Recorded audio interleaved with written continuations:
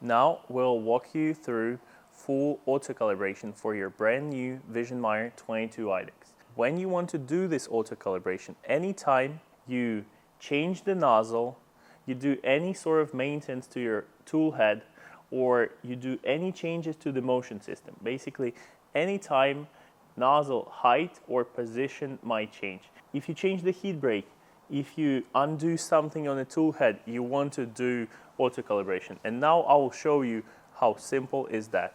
Now I manually lowered one of the tool heads to simulate the situation where one of your tool heads is out of spec, and I will rerun the auto calibration to show you how to adjust it if you need to.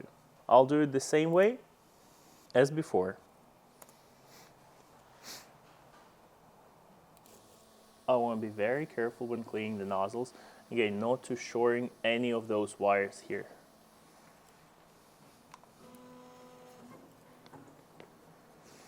This time, during auto calibration, when measuring the offset for both tools, machine determined that one of the tools was lower than the other one.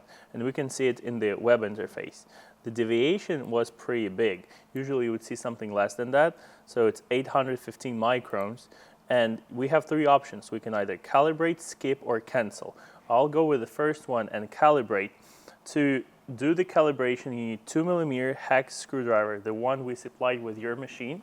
And we can see some prompts, so machine is guiding me through the process. With the screwdriver, we want to undo the screw which is holding the heat break in place. Then heat break will drop a little bit down, and then you want to tighten a little bit back. And then machine will go with the bill plate and move the heat break up to the position where it needs to be. Then it gives you a chance to tighten it back, and it will verify the calibration.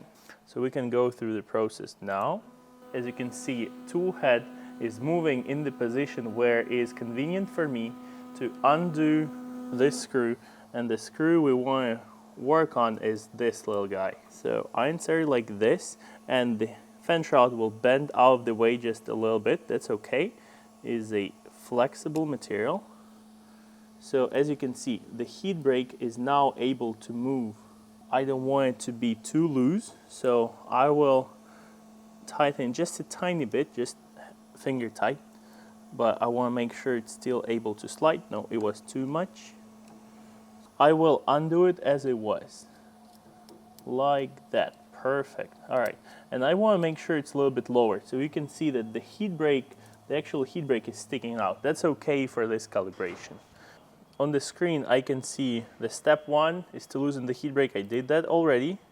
Lower the heat break. We did that already. I can hold it like that to make sure it's not tilted. So, as you can see, the nozzle was pushed up. And if you look from the front like that, you will see that your high end is a little bit twisted. This is important to look for. You want to make sure it is perpendicular. It's not twisted like that nor like that. You want to make sure it's perpendicular. So I'll use another screwdriver just to hold it. I don't want to burn myself. I know it's hot. So I want to allocate the screw. Okay. And now I want to gently twist it to make sure it's perpendicular. And I'll show you later why it's important.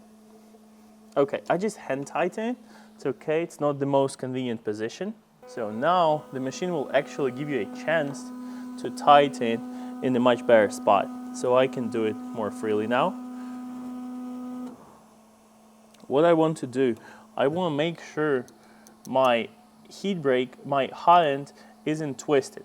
This is especially important because on the right hand side of the high end there is a little crimp, and what we need to look for is for this crimp not to shore in with any metal parts that's behind, because it will prevent the Z-probe from working correctly. So your machine won't be working and homing correctly.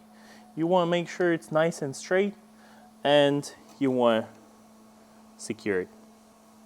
Okay, it's tight, just hand tight, and I'm ready to continue. So it's going through the same procedure verifying with the nozzle, probing the build plate, and it'll go and test the Z offset for both left-hand side, right-hand side tool at the same spot. Sometimes after you do calibration once, you will have to repeat it just to fine-tune it a little bit. Our standards for calibration are so high, so we want to make sure it's spot on.